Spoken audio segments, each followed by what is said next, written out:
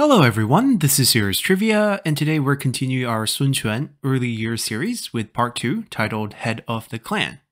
So last time we left off as Sun Ce was assassinated in April of year 200, and Sun Quan's imminent ascension to become the head of the clan is near. Now Sun Quan was not the only choice, as when Sun Ce was on his deathbed, Zhang Zhao had suggested his other brother, Sun Yi, as a potential candidate, as Sun Yi was most like Sun Ce in terms of prowess on the battlefield. But Sun Ce rejected this suggestion, as he had already set his eyes on Sun Quan. This was an atypical choice, but an understandable one, as normally Sun Ce's own son should be the one inheriting his father's titles, but Sun Ce's son Sun Shao was just too young at this time to shoulder the burden that comes with the role. Now, even though we don't know Sun Shao's exact age, we do know that he was not a baby by any means, as he had two younger sisters as well. But given that Sun Ce was just 26 at the time of his death, Sun Shao couldn't have been more than 10 years old at this time. So naturally, the next best candidates should be Sun Ce's younger brothers, which is why Sun Quan, who was just 18, and Sun Yi, who was 2 years younger, were the main considerations. And even though Sun Ce knew that Sun Quan was not as talented as himself on the battlefield, he trusted Sun Quan more to administer and defend the land that he had conquered. So on his deathbed, Sun Ce entrusted Sun Quan to his chief advisor in Zhang Zhao, who was a renowned scholar who, like many others at the time, had fled south to escape the chaos in the Central Plains. And Sun Ce trusted Zhang Zhao in a similar fashion to how Liu Bei trusted Zhuge Liang, as Sun Ce would also tell Zhang Zhao that if Sun Quan is capable, then please help him, but if he becomes a disappointment, then feel free to take control yourself. It was also a much rougher transition, as the South was just won and not yet established. Many of Sun Ce's officers were only loyal to a large degree because of Sun Ce's own personality and charisma, so with Sun Ce's death, the land that he had just conquered once again becomes fair game for the next warlord to take over, since the Sun clan really had no jurisdiction or legitimacy to expand in the south.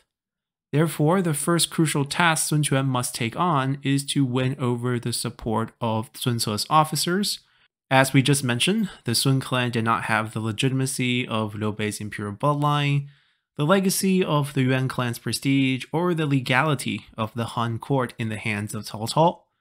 The only official titles Sun Ce had at this time was a general title called the General Who Beat the Bandits, and administrator position for the commandery of Kuaiji, and that was it. The rest of Sun Ce's holdings, which included roughly 6 commanderies in the south, were all results of his personal brilliance on the battlefield, and now the loyalty of these 6 commanderies, and more importantly, the loyalties of the people of these commanderies, which included a large number of shanyue, or people who became bandits in order to avoid paying taxes, also became a serious challenge for Sun Quan in the coming years. Luckily, Zhang Zhao was there for him, following Sun Ce's death, as it was Zhang Zhao who would write all the necessary documents and reports to the imperial court in order to have Sun Quan inherit Sun Ce's generalship and administrator post.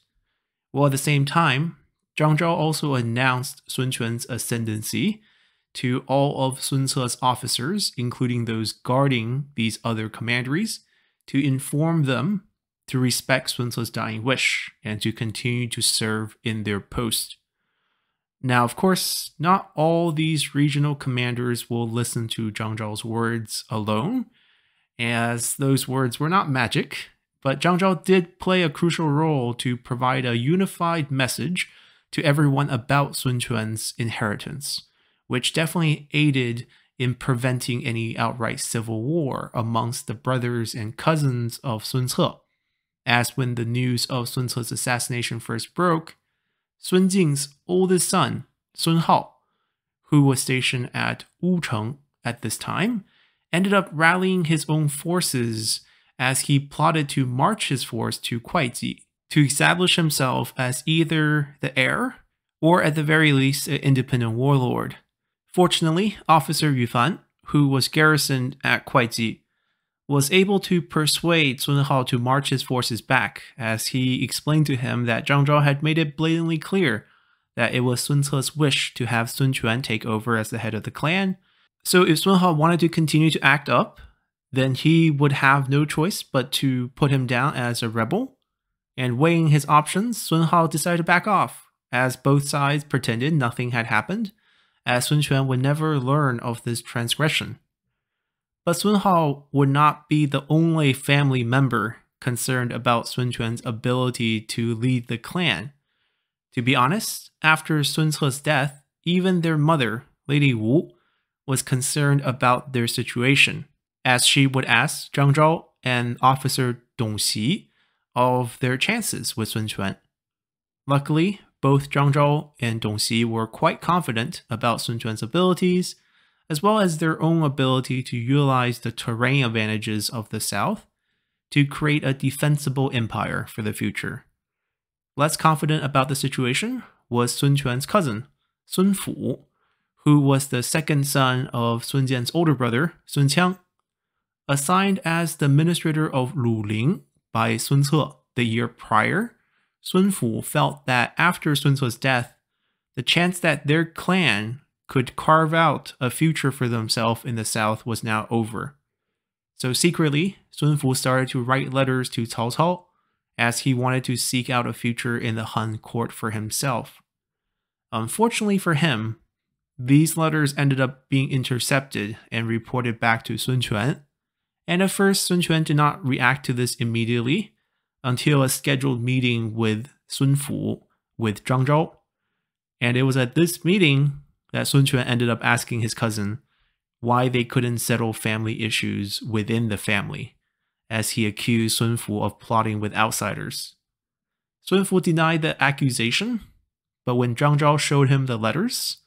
there was nothing more Sun Fu could say, and as punishment, Sun Quan ended up executing all of Sun Fu's officers and advisors,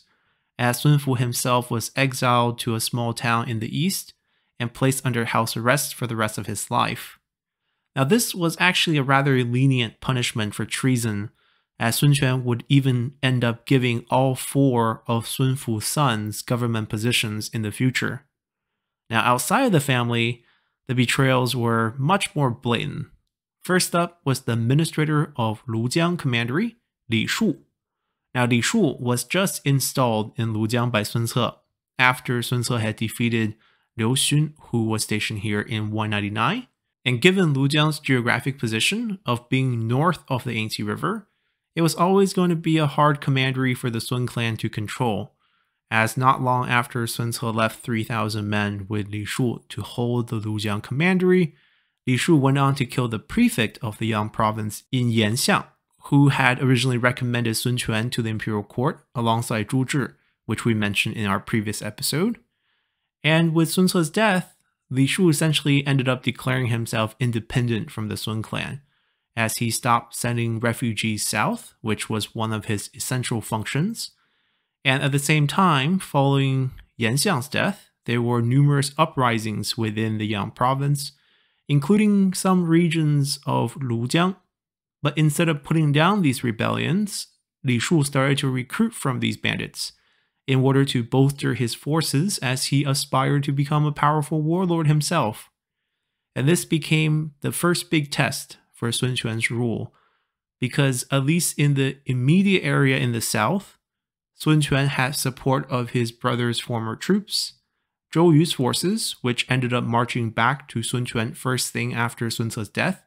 in order to rally others to Sun Quan's banner and to protect his inheritance, and also Cheng Pu's forces, which represented the support of the former officers of Sun Jian. But if Sun Quan could not put down Li Shu, then many of the other regional officers might end up following suit, and the empire that Sun Ce built might have dissolved right here and then. So the fight against Li Shu was essentially the war to cement Sun Quan's legitimacy as the head of the clan. And in such a vital fight, nothing can go wrong. So Sun Quan had to make sure to check all the boxes first. And the first step was to write a letter to Cao Cao and the imperial court, explaining how Li Shu had betrayed the Han by killing his supervisor, Yan Xiang, in cold blood, and how, as the newly named general who beat the bandits, he will lead the forces of Jiangdong to eliminate him and the bandit rebels that now plague the Lujiang commandery. This was a particularly key first step, as without informing Cao Cao first, Li Shu could easily sell Sun Quan out when he comes under attack by framing Sun Quan as an ambitious warlord while casting himself as the victim, who is suddenly now willing to surrender to Cao Cao. But now, with Sun Quan taking the initiative and with Cao Cao's blessing, Sun Quan is doing the work of the Han government when he ends up attacking Li Shu. Thus, when Li Shu tried to reach out to Cao Cao while under siege, Cao Cao ended up ignoring him,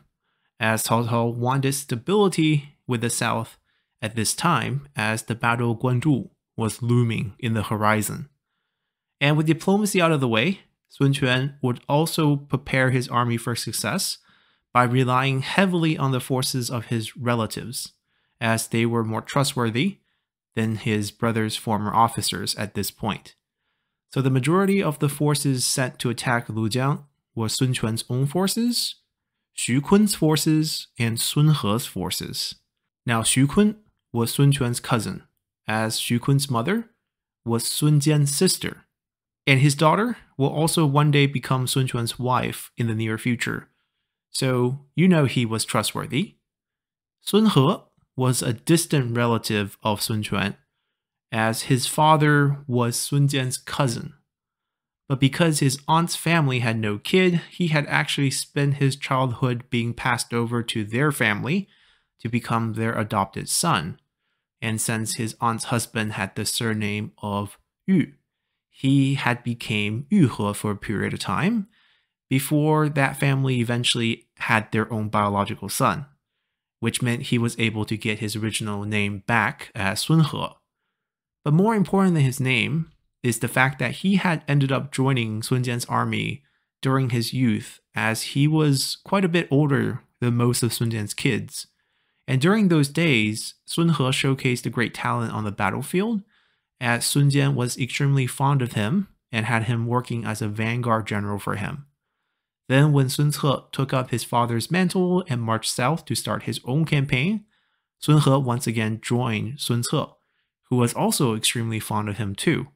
which is why Sun Quan now placed a lot of trust in him. And with their help, Sun Quan was able to easily surround and besiege Lujiang. Within months, as starvation settled inside Lujiang, Li Shu's forces were defeated, as Li Shu was executed as an example to all. And more importantly, Sun Quan's forces was able to absorb around 30,000 surrendered troops after this campaign, which really helped bolster Sun Quan's prestige as the new head of the clan. But resistance against Sun Quan from within would still continue in these early years, as not long after this battle, Sun Quan would end up launching his first campaign against Huangzu, and just as he left, his younger brother Sun Yi would get assassinated in Danyang by his own subordinates. And to make it double trouble, when Sun He was sent to investigate Sun Yi's death, the assassins also ended up killing Sun He as well, and the death of these key Sun clan members would also end up spurring numerous Shanyue rebellions in various regions in the south. So as we end our episode here, I hope to just hammer home the difficult conditions surrounding Sun Quan's ascendancy to the head of the clan following Sun Ce's death, as it would take roughly 3 years before the south was stabilized to a point where Sun Quan could start planning offensive campaigns, such as the 3 that we'll cover in our next episode against Huangzu. As even during that first campaign, once Sun Quan left, rebellious elements started to act up with assassinations and uprisings throughout the south. And while I typically do roast Sun Quan quite a bit for his poor military performances and his numerous mistakes in diplomacy as well as family issues in the later periods of his life, his early years was rather admirable, as it was incredibly tough for an 18-year-old teenager to be thrusted into the position to shoulder the burden to hold his brother's empire together and protect his family. And to be fair, Sun Quan did a great job from the beginning all the way to the climax victory over Cao Cao at Chibi, which in essence cemented the formation of the Three Kingdoms. So hopefully you all enjoyed this episode, and I'll see you all next time. Bye!